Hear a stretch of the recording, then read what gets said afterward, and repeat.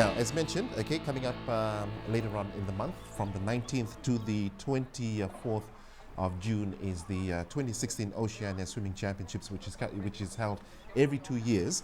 And this year it's being hosted by, of course, Suva, in which Pacific nations will be taking part or pouring into the capital to be part of the Oceania Swimming Championships. And again, these are the qualifiers for the Rio 2016 Olympic Games, which is coming up in August. Right now, we're going to catch up with Mavis, who's down at the Domora Aquatic Center at Laudala Bay, and she's with Sharon Smith this morning. Good morning, Mavis. Hey Ty, welcome to the Aquatic Center here in Domora City, and of course here in Suva.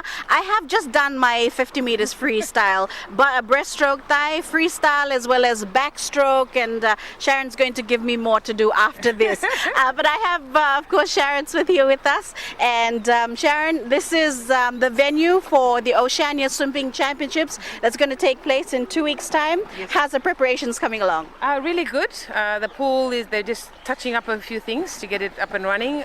Be ready this weekend. But preparation, all the 8 clubs are training their kids, and hopefully we'll just see what happens next week. Sharon, you mentioned the 8 clubs altogether. That's in the west and here in Suva. Now, this morning we came out as early as 5, and how long? The pool opens at 5 o'clock, and you have some young swimmers who are here early. Yeah, the Dolphin Swim Club. There's always an average about 17 kids that come in. We're training for our Asian Nationals, which is happening next month. So we're here every morning, 5:30 to 7, and the seniors go till 7:30.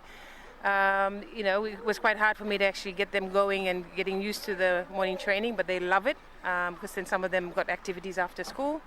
The younger kids, do about 4 to 5 sessions a week. We also train on Saturday mornings, so we've got a good variety of 9 sessions for the whole week, and they pick and choose which sessions they come to. As head coach, I'll set them out, and I've got a few assistant coaches. There's Langi Malani, Douglas Miller behind, who always is there for me as well, Esther Malani, and Brooke Smith, and Siteri. So there's 6 coaches in the Dolphin Club, and we all share the duties. And it just works out really well. So morning trainings is probably the best time to get your exercise in. And Sharon, I know that the meet is in 2 weeks' time, and preparing for it is a hard task because as head coach, you've got to, all not only those in your swim team, but the Fiji team as a whole. So the swimmers who are getting ready, what is the competition like? And just tell us a little bit about those that we're expecting to come in. Okay, from overseas, I think there's 15 countries that are coming over. So Australia and New Zealand, I know New Zealand is sending really strong team. There was word yesterday that some of the Olympic swimmers are coming, so that shows the standard that it's going to be at. And some of the kids that have just missed out.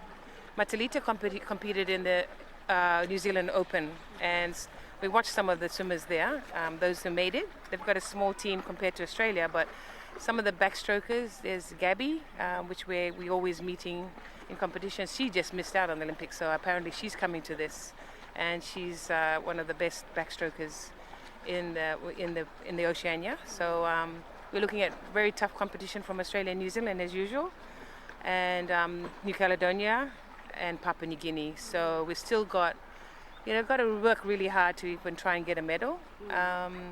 But our main focus is really Matalita and Meli trying to qualify for Rio. They're both very close and training very hard, and hopefully they'll peak at the right time, which is in the Oceania. And Meli is on his way? Yes, he's literally caught his flight to come back. He'll be here on Saturday. It's a long haul from Ohio. So looking forward to seeing Meli and see what shape he's in, because I haven't seen him for a while. And his coach is actually coming in as well to just assist. So that'd be good to have with us. In the West, we've got 2 really good female coaches. There's Marlene and Rosemary Rover. Marlene Blake, they're holding the fort with the majority of the swimmers in the West.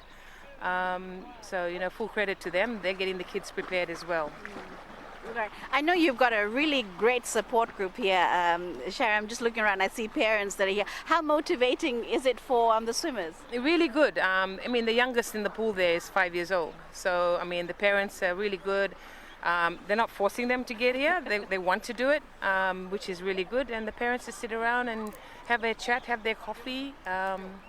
And so, yeah, it's really good to have all the parents here in the morning, and how important it is for their swimmers to get in the morning sessions. Sharon, tell me about the taper that's going to happen next week. Very important and very nerve-wracking as a coach, because you've done all the hard work. And so it's just a matter of how they feel and what kind of sets you set them up to, because they go from 7K sessions to 3Ks, which is a big jump. And they're going to be full of beans and full of energy, which they have to reserve for the competition. So it's how we taper them that's going to be very important. So how many swimmers, this is inclusive of Australia, New Zealand, altogether will be having in the country next week? Just over 200, and that includes the synchronized swimmers and the open water, and that's going to be very exciting to watch. And I understand Fiji One will be, doing a bit of a live feed as well. So I think it'd be great even if the public can come out and watch if they haven't seen it before. I've never seen it live, so I'll be here as well. So and the open water swimming happening and upraising. And so you're expecting some broken records? Yeah, or records to be broken? Yes, definitely. I know a lot of our swimmers are really looking forward to the new blocks and the timing system. And it's going to be FINA recognized. So it's also a qualifier for the Worlds next year happening in Hungary. It's just been, it's a FINA recognized qualifier round. So once you compete in this, you got a chance to go to Hungary. So I mean, all our swimmers, 27 of them are going to be eager to try and get to the World Games next year. So. Yeah. So we've got the Rio Olympics, of course, we wanted to qualify for, as well as the Hunger Games. Now, the competitions nationally, tell us about that. Well, we start from February. After Christmas, it's really hard to get the kids back in, but their first competition is in Feb. We have 3 Grand Prix that happened February, March, April. We have our nationals in March, and then all the kids, it gives them a time to race and have fun and try and qualify for the nationals. So having all those Grand Prix with all the 8 clubs, that's the only time we get together. And, the kids are really good with each other and all the parents, and we just have, this pool is just packed. So everyone looks forward to those little competitions.